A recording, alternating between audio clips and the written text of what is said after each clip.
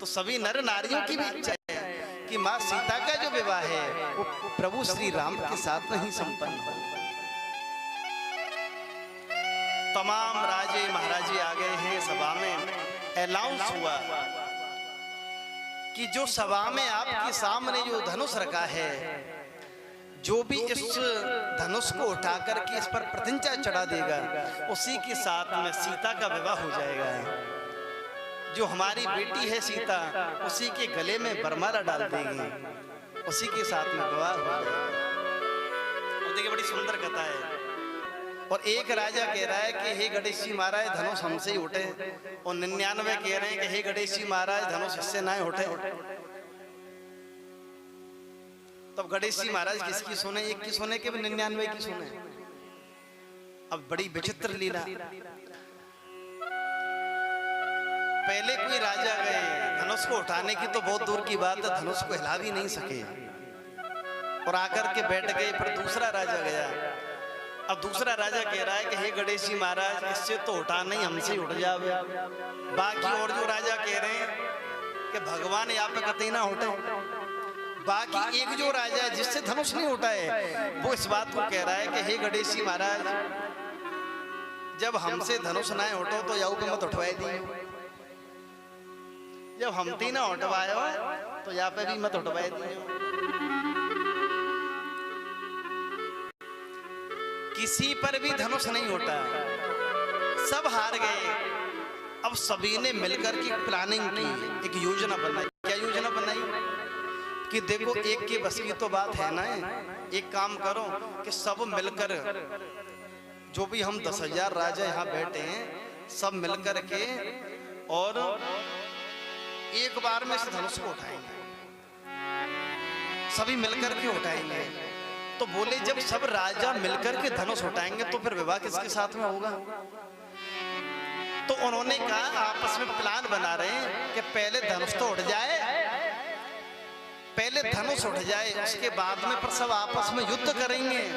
जो युद्ध में जीत जाएगा, जो एक बचेगा वही सीता के साथ में विवाह कर लेगा।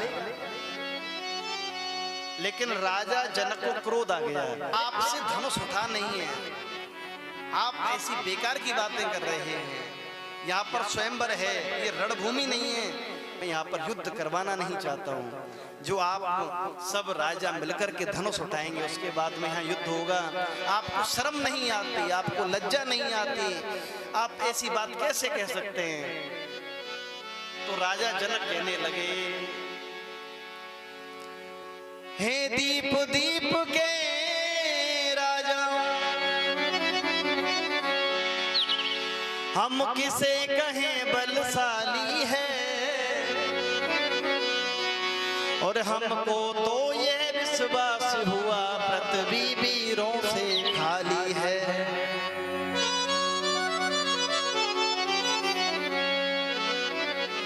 हे दीप दीप के राजाओ हम किसे कहें बलशाली है, हमको तो यह विश्वास हुआ कि पृथ्वी वीरों से खाली है।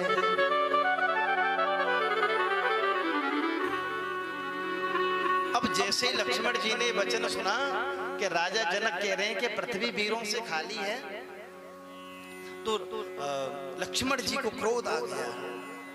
शेष अवतार हैं लक्ष्मण जी, इतनी कहां सहन करते हैं हमारे लक्ष्मण जी। लेकिन राजा जनक जानते हैं कि पहले झंडा तो तभी उठेगा जब पहले डंडा उठेगा। अगर लक्ष्मण जी को क्रोध दिलवाना है, अगर राम जी को उठाना है तो लक्ष्मण जी को क्रोध दिलवाना आवश्यक है, तब प्रभु श्री राम खड़े होंगे, तभी तो प्रभु श्री राम खड़े होंगे।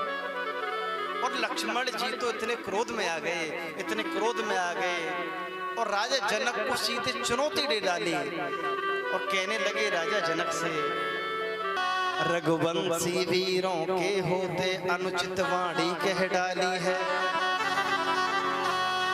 ये शब्द वज्र से लगते हैं पृथ्वी वीरों से खाली है।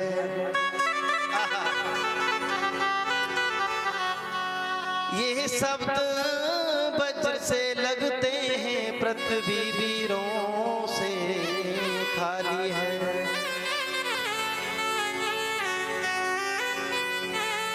जनक जिस सभा में रघुवंशियों में से कोई एक बैठा हो तो इस प्रकार के वचन नहीं बोले जाते, इस प्रकार की भाषा नहीं बोली जाती। क्या तुम भूल गए यहाँ पर मेरे राम बैठे हैं, यहाँ पर हम रघुवंशी बैठे हैं, तुम इस धनुष के पीछे तुम कह रहे हो कि पृथ्वी वीरों से खाली हो गई है। इस धनवा की तो औकात है क्या, सारा ब्रह्मांड उठाऊं मैं? इस धनुष की तो औकात क्या है, इस समस्त ब्रह्मांड को एक गेंद की तरह उठा करके ऐसे फेंक दूं? इस धनुष की बात करते हो, इस छोटे से धनुष की? क्रोध आ गया। प्रभु श्री राम ने सोचा कि शेष अवतार हैं, जरा थोड़ा सो और क्रोध आए गयो और थोड़ा सो टेम्परेचर हाई है गयो तो ऐसा ना हो को धनुष तोड़ दें और हमारो नंबर कट है जाए।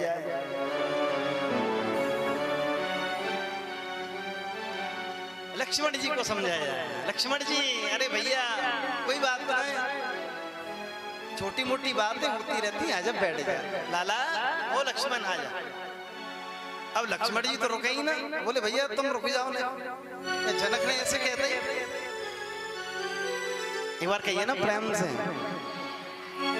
शांत किया लक्ष्मण जी को, शांत किया। श्री सुखदेव जी कहते हैं कि हे राजा परीक्षित,